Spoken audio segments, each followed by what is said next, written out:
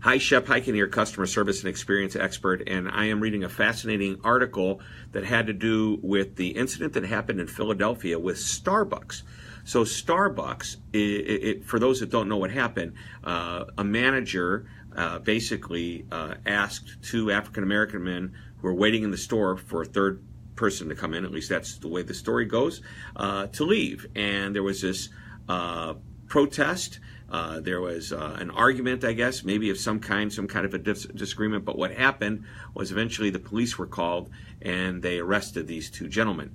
And the comment, and I'm going to read here exactly on the CBS Morning Show, Howard Schultz, who's the chairman of Starbucks. And I love Howard Schultz. Actually, at one point I thought Howard Schultz was going to run for president of the United States, which would have been a really interesting thing because I just admire this guy. This is his comment. I couldn't believe it. I was sick to my stomach. I was embarrassed. I was ashamed. This is the antithesis of the values and culture and everything Starbucks stands for. To follow that up, the current president of Starbucks has decided that on May 29th, all stores, and we're talking about 175,000 employees in stores across the entire United States, I'm just making sure I get these numbers exactly right, are going to close down for the afternoon so they can have a class on racial bias training.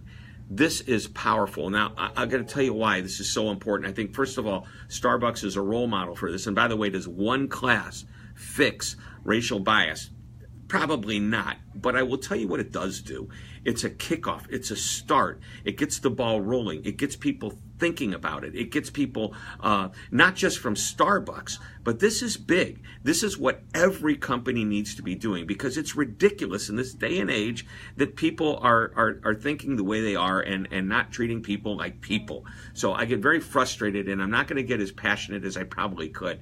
But anyway, Kevin Johnson, the current CEO of Starbucks, said, while this is not limited to Starbucks, we're committed to being a part of the solution. That's the point. This is not just Starbucks. This is everyone. Closing the stores for racial bias training is just one step in a journey that requires dedication from every level of our company and partnerships in our local community.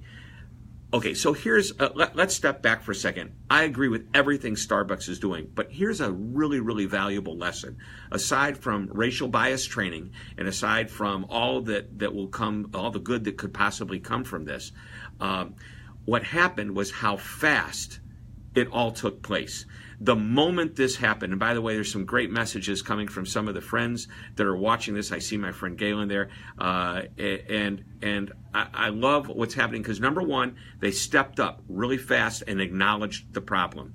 Number two, they did it with an apology. They know, make no bones about it. And back to Howard Schultz's statement that this is the antithesis of the values and culture and everything Starbucks stands for. The antithesis, the exact opposite of what happened is what happened. They acknowledge the problem, they apologize, they're discussing a resolution, which means they're going to step up, and the start of it is racial bias training. Number four, they owned it. When the CEO and the chairman step up right away and say, hey, this is what we're doing. This should never have happened.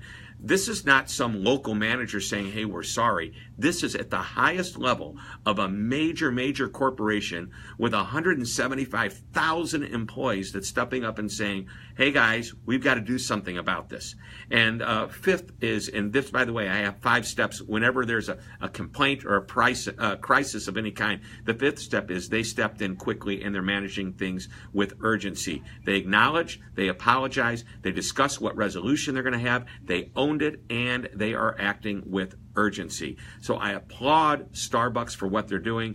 And you know what? I hope many, many other companies, whether there's an incident or not, will take a moment to look at what Starbucks is doing and bring some of that into what they're doing day in and day out in their worlds, in their businesses, and in their industries. Thanks so much for watching. I'm glad I had a chance to make this comment, and look forward to seeing you on the next post. And thanks again. Have a great day. And remember, as I always do at the end of every time I speak or every time I do my radio podcast, I always like to remind everybody to always be amazing. Thanks for watching.